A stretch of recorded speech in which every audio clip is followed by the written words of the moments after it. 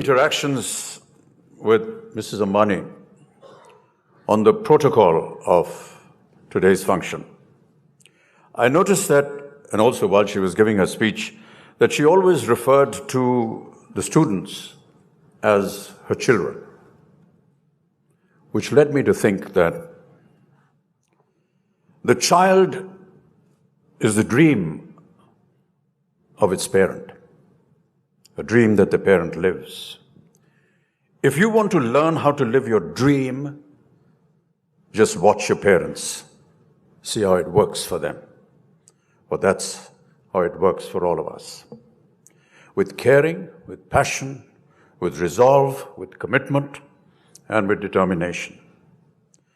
That's the easy part. The tough one comes later. The tough part is when you and your dream cannot be distinguished. When you become the dream of not just your parents or yourself, but a point in the journey where you become the dream of a nation, when you become the dream of the choices you made, when your vision echoes in millions of resonating voices across the world, from where there is no looking back, you are the dream.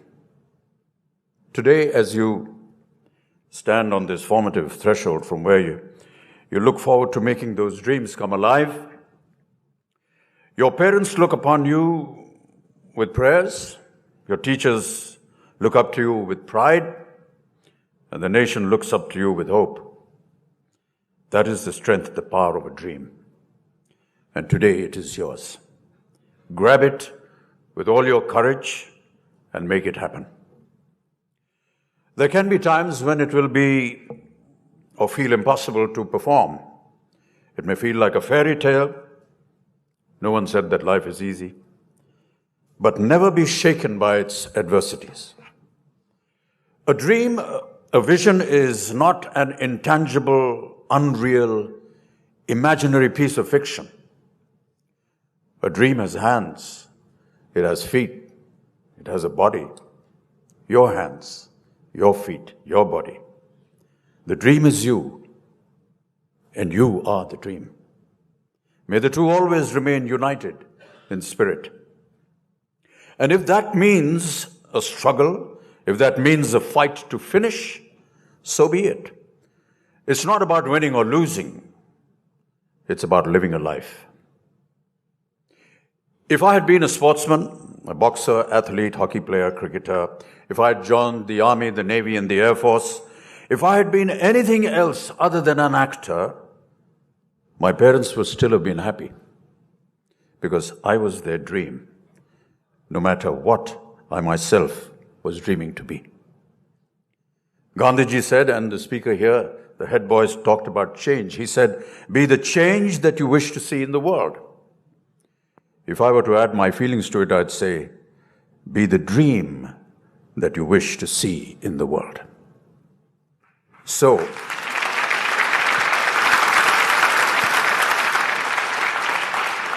live a dream which is neither mine nor yours nor anyone else's, a dream which belongs only to itself. What you bring to the world are the blessings of your parents, learnings of your teachers, and your dreams. They are precious. Do not trade them for anything in the world. Which brings us to a curious word that has become a part of some kind of jargon. It's a word called career. I'm not quite sure I quite like this word career. Career is literally a dash of speed, like a horse does on a racetrack, bolting at uncontrollable speed without an aim or an objective. Life is not a race course. Life is an order, a discipline.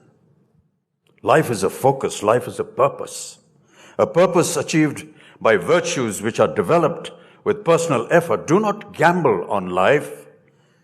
It may not happen twice. A dream, therefore, is much more than a career. The dreams of the parents and the dreams of the child live in one place, remember. That place is called home.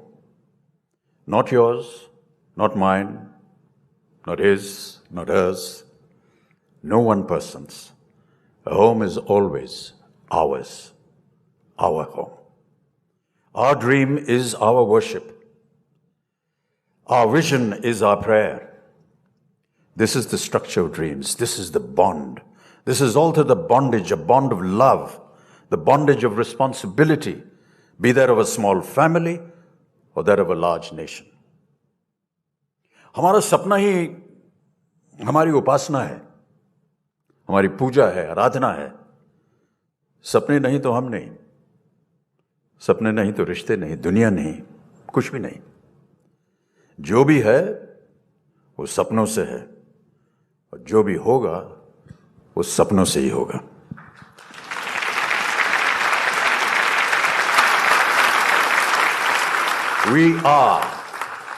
We are because we dare to dream. We are because we learn to excel.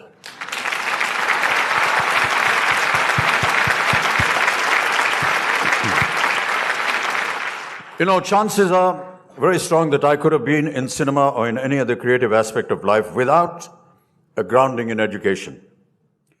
Education which is in consonance with the belief that what sculpture is to a block of marble, education is to the human soul. We shouldn't aspire towards a graduation degree merely because of peer or parental pressure. And I say this with all due respect. We should aspire to become graduates because we feel the need to be complete with the advantage of formal education. Remember always in life, whatever is good to know is difficult to learn. The education of the greatest value that I received in my school, which was Sherwood College up in the hills in Nainital, was how to be a human being, of what we call in shorthand, character. And I don't mean the ones that I play in my films. Admittedly, I had the benefit of inspirational parentage, but Sherwood taught me to live in dignity with my peers, live in a community, and live well with myself in the world at large in consequence. Living together, working together, learning together, fighting and loving each other, competing fairly in noble rivalry and cooperating supportively, I learned a sense of fellowship. So well put in my school motto, which was in Latin, Miriat quisque palmam. Let each one merit their own prize. Let each one merit their own prize. I've always believed that one must harness the power of dignity through training. Training of the mind, the body, and the spirit. Another word for this training is called discipline. I didn't always like to agree with the routine of boarding school and the rules, but afterwards I can tell you, I really appreciated the fact that had it not been for its initially imposed regimen, I could not have learned to harness the power of my own dignity for myself. The boxing ring in my school was a compulsory activity. Everybody in school had to enter the boxing ring and fight. It's now probably a long abolished practice because of its barbaric practice. But to me, it was a great tutor in this regard. You will have any amount of support from outside the ropes, but inside, you're on your own. Similarly, in life beyond, you may have a die-hard corps of cheering fans, and also perhaps those that jeer at you, criticize you, abuse you, in contempt. But at the end of the day, you must engage life alone. The greatest prize in life is not the recognition of worldly success. The prize that best crowns the human being is that of the possession of good character. It is a strenuous prize. It must be re-won. It is also a certainty of mind that there is many a day where I shall fail that prize myself, not for want of trying, but it is the most worthy prize of all, and without its effort, all material success and fame is sheer emptiness. To discover the value of one's own dignity is also to discover the value in the dignity of others, and through that, the dignity of a community. The right to education is a fundamental right, a fundamental human right, a fundamental dignity. To pursue the aim of education for all is therefore a duty of states. But it is not just a duty for the state, it's a duty for every one of us to uphold fundamental human rights, not just our own, but for all. Yet, as you know, ladies and gentlemen, here in India, basic literacy is still below the threshold level of 75%. Literacy, being able to read and write, is always more than the sum of its parts because of what it opens up for people. Literacy ends up being a kind of metaphor.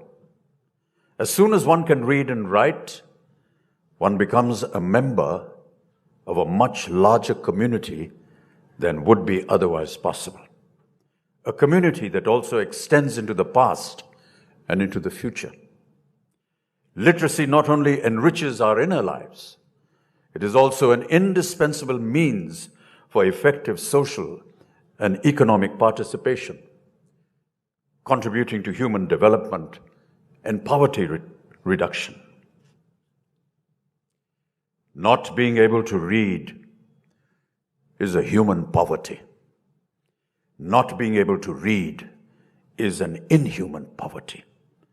Not being able to read deprives the human of the right to live in our collectivity.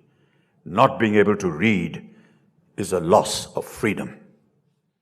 That a third of our population is deprived of this freedom deprives us all of our freedom. A good education is the most valuable thing that a human being can possess. It is our greatest wealth, individually and collectively. In the world beyond these walls, fortunes will come and go, money will come and go, but a good education can never be taken away once it has been possessed.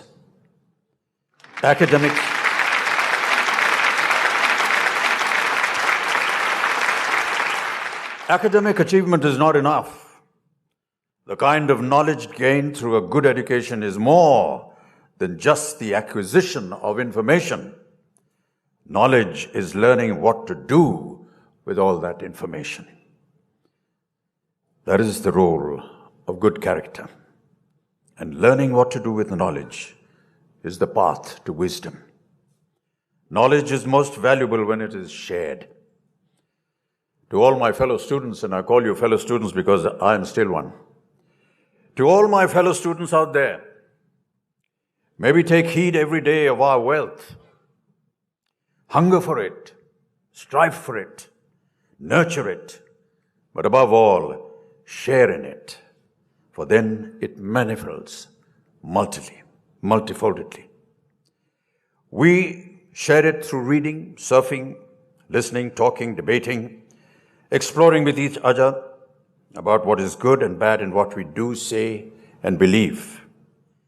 May we all here today persevere according to our own individual, invaluable and singular talents for a bright and better future.